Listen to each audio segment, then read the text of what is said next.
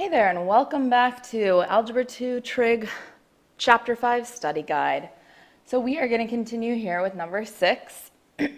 Number 6 starts kind of us off with our exponential and logarithmic equations. So for number 6, the first thing I notice is that I have an exponential on one side with a base of 5, and then I have a fraction of 1 over 125. Now, what I recognize here is that 125 I can change to be the same as, or have a base of 5. So that kind of tells me that I am going to solve this just by using exponents. So this one's going to stay the same, 5 to the 1 minus 2x. But first, 125, so I know 125 is the same as me writing 5 to the third power. Remember, you are not changing the actual number. So 5 to the third is the same as 125. You can't change the number here. You're just writing it in a different way. And then remember, we can also change this from being in the denominator by bringing it up to the numerator and making the exponent negative. So 5 to the 1 minus 2x equals 5 to the negative third. Now, when we have the same base, which they both have 5 here, we can ignore the bases and just set the exponents equal to each other. So it would be 1 minus 2x equals negative 3. And now it's set up basically like a linear equation that we can just solve for x. So subtract 1 from both sides, divide by negative 2, and we should get x is equal to 2. So that should be your answer. Now you can always check your work here by plugging it back in. So that would be 1 minus 4, right? 2 times 2 is 4. So 1 minus 2 is negative 3. 5 to the negative third, same as 1 over 125. So you can always check your work with these, which is always a nice thing. Okay, so for number 7, very similar type of setup here, except we have 2 and then 4. And I, again, recognize that I can rewrite 4 with a base of 2. So that tells me I can just use exponents here to solve. So instead of writing 4, remember, you keep the same number. It would be 2 squared to the 1 minus 2x equals 2. And if you want to remind yourself, it's 2 to the first power because we're going to be using that 1 soon. By all means, do that. So remember, at this point, when I have a power to a power, because that's what this is, 2 squared, all raised to the 1 minus 2x. When I have a power to a power, what you do to combine the exponents is you multiply the exponents together. Now, don't forget, when you're multiplying, you need to distribute to both terms here. So the 2 needs to get multiplied to the 1, and the 2 needs to get multiplied to the negative 2x. So it would be 2 raised to the 2 times 1, which is 2, minus 4x equals 2 to the first power. So now, just like before, we have the same base, and so now we can just set our exponents equal to each other. 2 minus 4x equals 1, and now I can solve for x. So subtract 3, divide by negative 4. I meant subtract 2 if I said 3. I don't know if I did or not, but. And then divide by negative 4. And x should be equal to 1/4.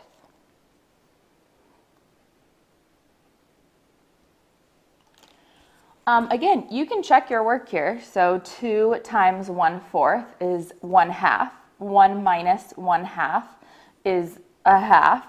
And then 4 raised to the 1/2, well, remember, a 1/2 exponent is the same as the square root. So it would be square root of 4, which is 2.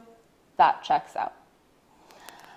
Okay, so that's it for 7. I'm going to turn it over and start working on the next ones. Okay, so on to number 8.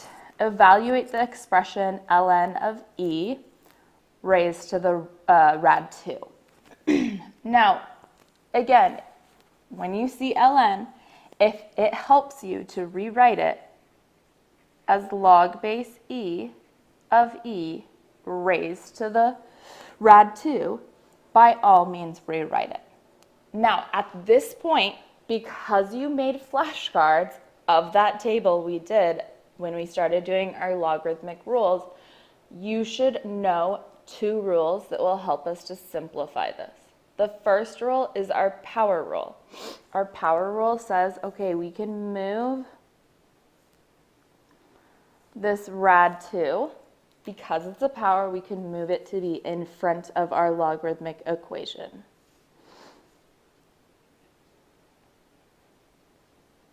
And then the second rule that should help you is when I have the same base as the number that's within the log, or as it's mathematically known, the argument. So when these 2 numbers are the same number, we can assume it cancels out to be 1.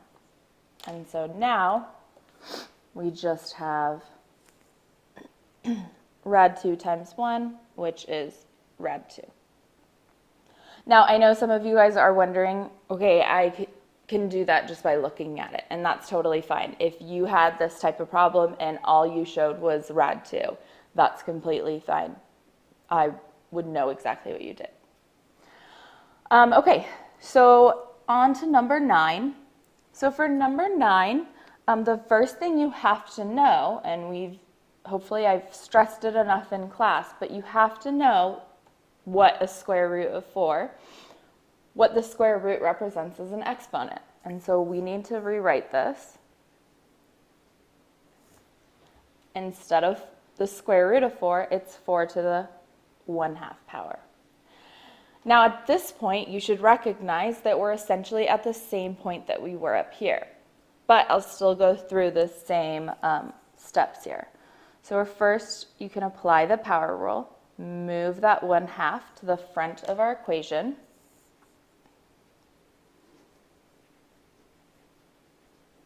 And then you should recognize, okay, we have the same base as the number that's within the log, and so I can cross that out, and it's 1.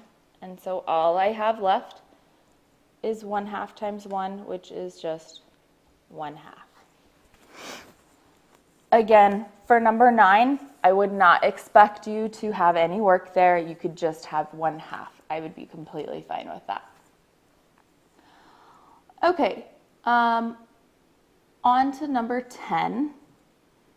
So for number 10, you have log base x of 16 equals 4. Now, to me, the easiest way to solve this, especially when my variable is the base, I would rewrite it. I would rewrite it as an exponential, right? Again, going from a logarithmic to an exponential is not changing the validity of the equation itself. It's just a different way of writing the equation.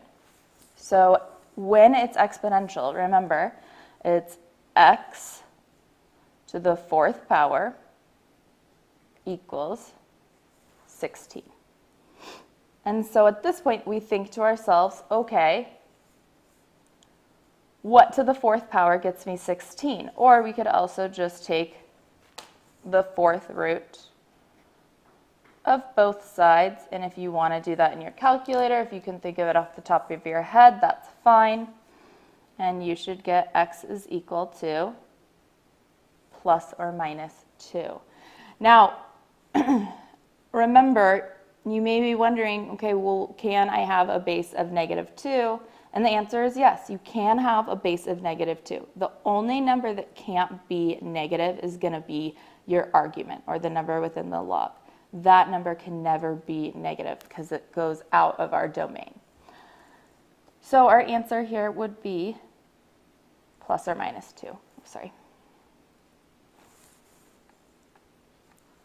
Okay, so that does it for number 10. Let's continue on with number 11. Okay, so with number 11, what I recognize there, so first I would try and kind of solve it like I did with 6 and 7. I would see, okay, well, I know I can't, but is there a way that I can rewrite 8 with a base of e? And I can't. I mean, I'm sure I could, but it would be complicated. And so when I can't change the bases so they're exactly the same, I have two options. I can either take the ln of both sides, or I can rewrite it as a logarithmic equation. So I'm going to show you both ways and how both ways will get you the same answer. So the first thing I'm going to do is just rewriting it as a logarithmic equation. Okay, so it's going to be ln, because it's log base e of 8 equals 2x plus 5. Okay, so at this point, we're reminding ourselves we're solving for x. So we are going to subtract 5 from both sides.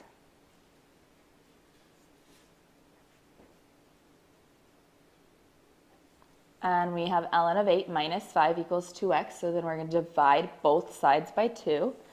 And we will get x is equal to ln of 8 minus 5 all over 2. Now, if you want some help with putting that into your calculator, we'll do that. Okay, so into your calculator, you are going to do, so ln of 8, end parentheses. That's super important because if you don't end parentheses and then you continued with the minus 5, it would assume you were taking the ln of 8 minus 5, all ln. Okay, so you get that. Divide by 2, and your answer is negative 1.46.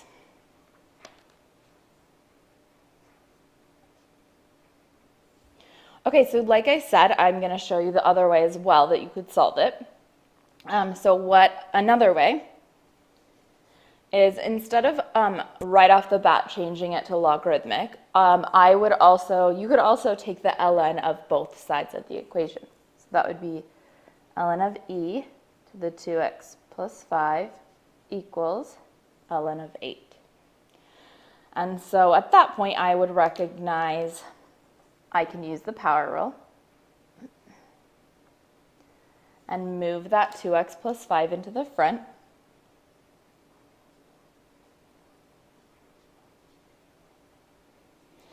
And you should also recognize, because this should be something you are getting better at, that ln of e is 1. And so at this point, we have exactly what we had right here. We have 2x plus 5 equals ln of 8. And then we can continue solving for x. So subtract by 5, divide by 2, and we're at the same exact point here, which would get us, obviously, the same exact answer. So that is just two ways that you can solve for number 11. No way is better than the other, so it's totally up to you, whichever makes more sense to you.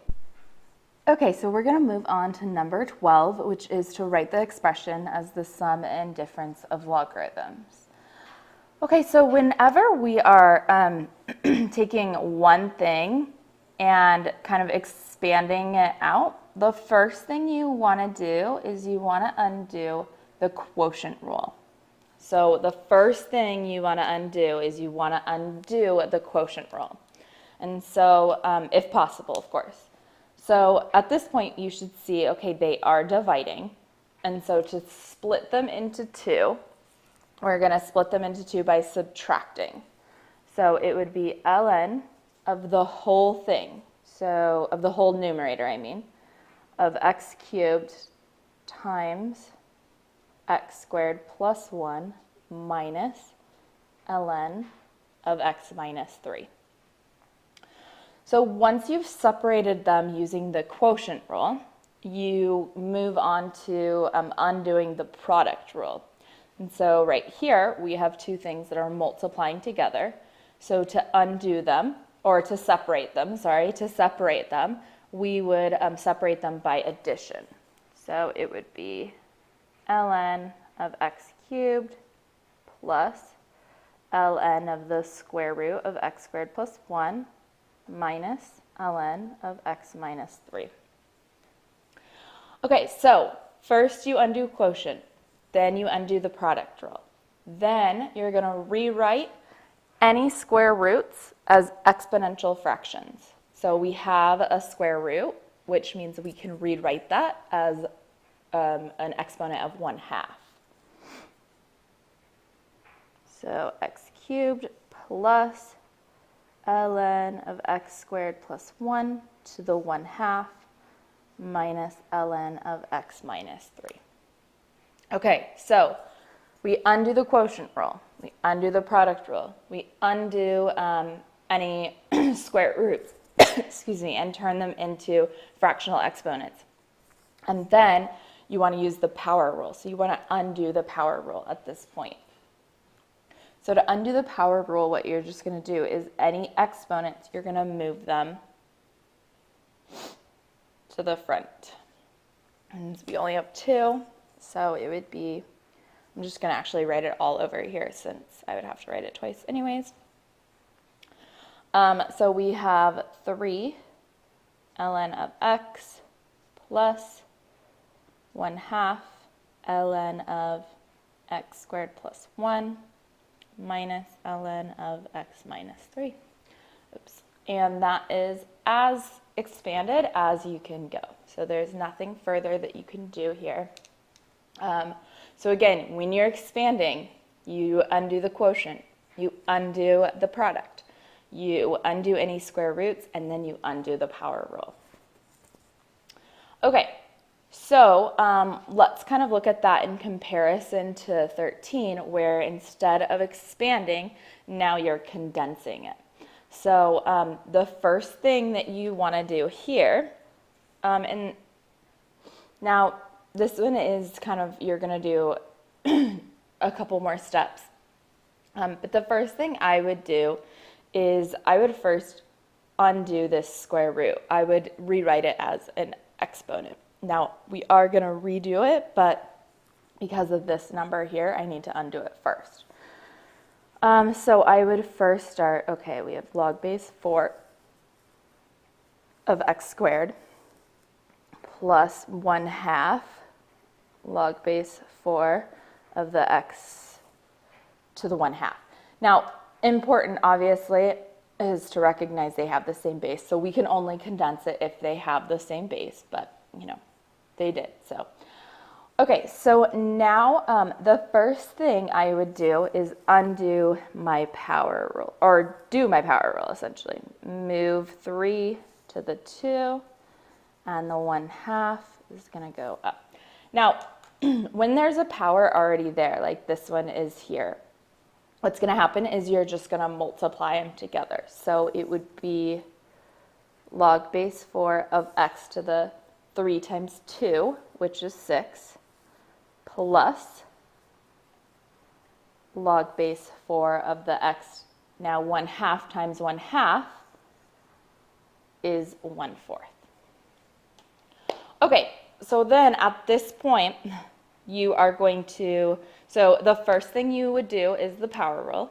Then you would do, after you apply the power rule, you would change any fractional exponents to a root. So we have a 1/4 fractional exponent, so that means as a root, it would be to the 4th root. So log base 4 of x to the 6th plus log base 4 to the 4th root of x. Okay, so now once we have done the power rule, we've changed any fractional exponents to roots. Now we're going to apply the product rule. So we have the same base, and they're adding, so that means we can combine it by multiplication. So I'm going to do that up here. So log base 4. And now when we're combining them, it's log base 4 of those two things being multiplied. So you're making it into one log now. So it would be x to the 6th times the fourth root of x. Now, if you didn't want to write the dot in the middle to show its times, that's totally fine. You can just write it as log base 4, x to the 6, fourth root of x, like that. And that does it for number 13. Now, just to reiterate, when you are expanding like you did in number 12, so the first thing we did was we undid the quotient rules. And then we undo the product rule. And then we change any roots to fractional exponents. And then we undo the power rule.